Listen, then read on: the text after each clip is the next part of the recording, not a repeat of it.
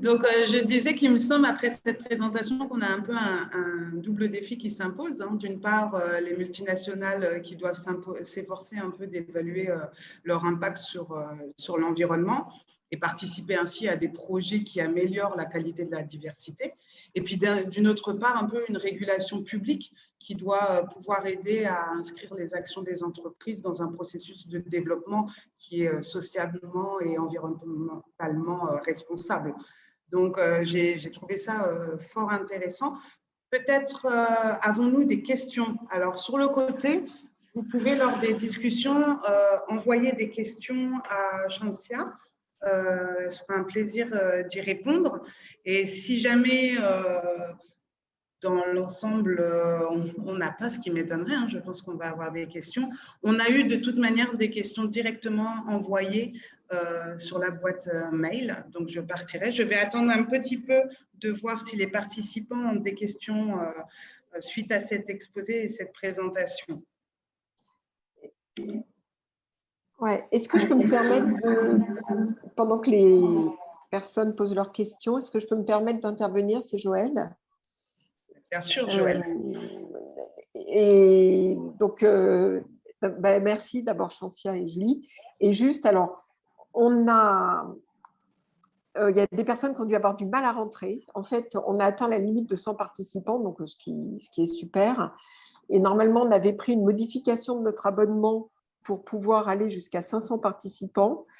On a pris cette modification hier. A priori, ça n'a pas l'air pris en compte et on ne comprend pas pourquoi. Donc, on est désolé.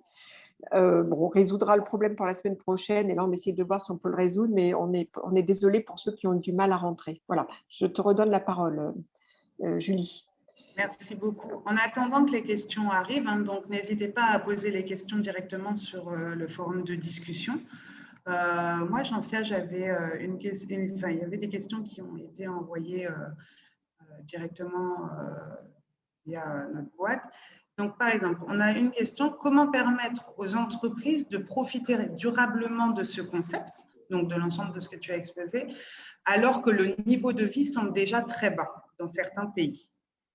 Est-ce que c'est quelque chose auquel tu peux déjà apporter une réponse? De profiter du concept de responsabilité sociale des entreprises? Oui. Oui, je pense que déjà en essayant d'intégrer en fait les parties, les populations locales environnant la zone où ils opèrent en fait, aux prises de décisions et aussi de pouvoir faire,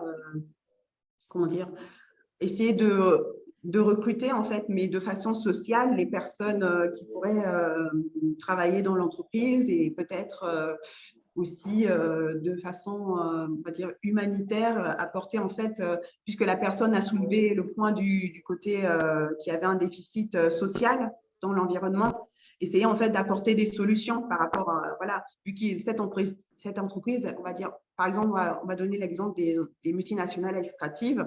Quand elles viennent sur des sols en Afrique et tout, elles viennent, elles exploitent le territoire, elles prennent les matières premières et elles font beaucoup de bénéfices. Il faudrait en fait que ces bénéfices-là soient redistribués socialement, même si ils ont signé des contrats avec l'État. Et que, voilà, il y a un bénéfice que l'État pourrait prendre, mais après, c'est vrai que dans la pratique, les populations locales ne bénéficient pas, enfin, ne voient pas vraiment les progrès qu'elles pourraient avoir socialement et environnement par rapport aux entreprises qui sont implantées.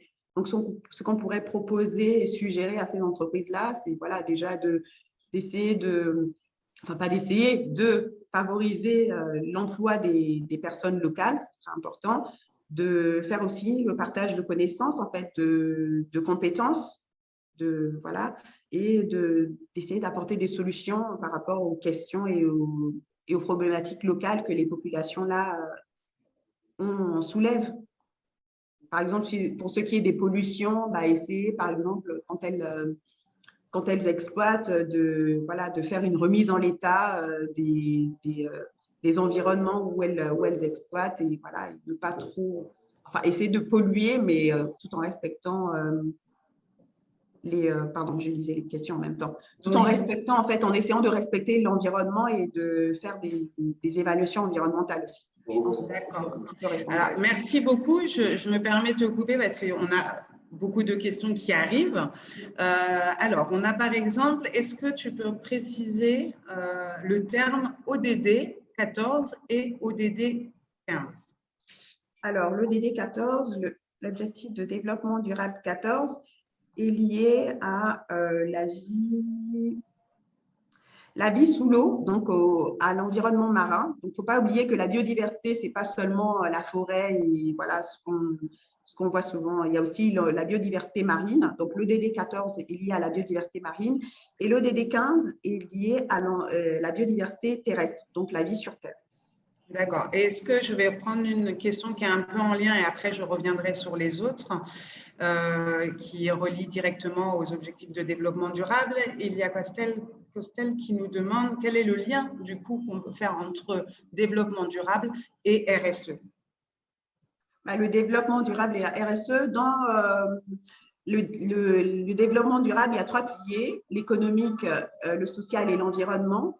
Et dans le côté RSE, il y a l'économique et le social, et aussi le côté après environnemental, puisque ça dépend, en fait, comme je l'ai dit dans mon développement, ça dépend du secteur dans lequel l'entreprise opère. Si c'est le secteur bancaire, ça serait plus voilà, côté on va dire, investissement sociétal, socialement responsable, et aussi prendre les risques environnementaux. Et si c'est par exemple les entreprises extractives, donc vraiment, il y a vraiment là le côté pollution et environnement et les risques environnementaux à prendre en compte.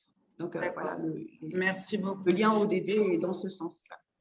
Une dernière question, si on n'arrive pas à répondre à toutes les questions, n'hésitez pas, on va les prendre et on va vous renvoyer les réponses plus tard. Donc, je vais prendre une autre question qui a un lien sur, alors, HP, excusez-moi, du coup, je ne sais pas exactement, donc, qui nous demande comment peut-on parler de la préservation de la biodiversité à l'heure où notre modèle économique est basé sur un indicateur de croissance PIB. Comment on peut… Voilà. On pose une colle. Là, c'est une question un peu plus économique. Je suis juriste, donc comment on peut… Alors que Actuellement, notre modèle économique est tellement lié justement à l'économie et à la puissance du PIB. Comment on peut du coup nous mettre en avant peut-être la préservation de la biodiversité face à cette économie. Et après, on passera directement à la suite. Je vais juste me déplacer 30 secondes et je reviens. Un instant.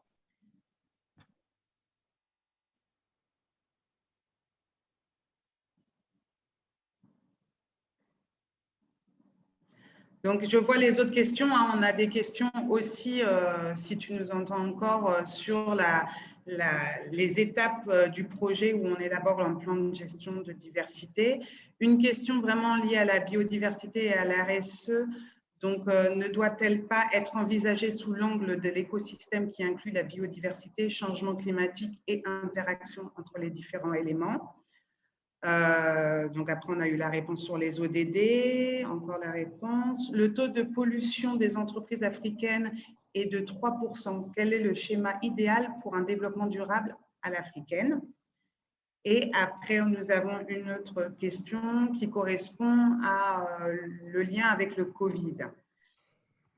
Donc, est-ce que dans l'ensemble, on a trop de questions, on va pas, vu le temps, on ne va pas pouvoir répondre à tous. Pour les questions qui restent,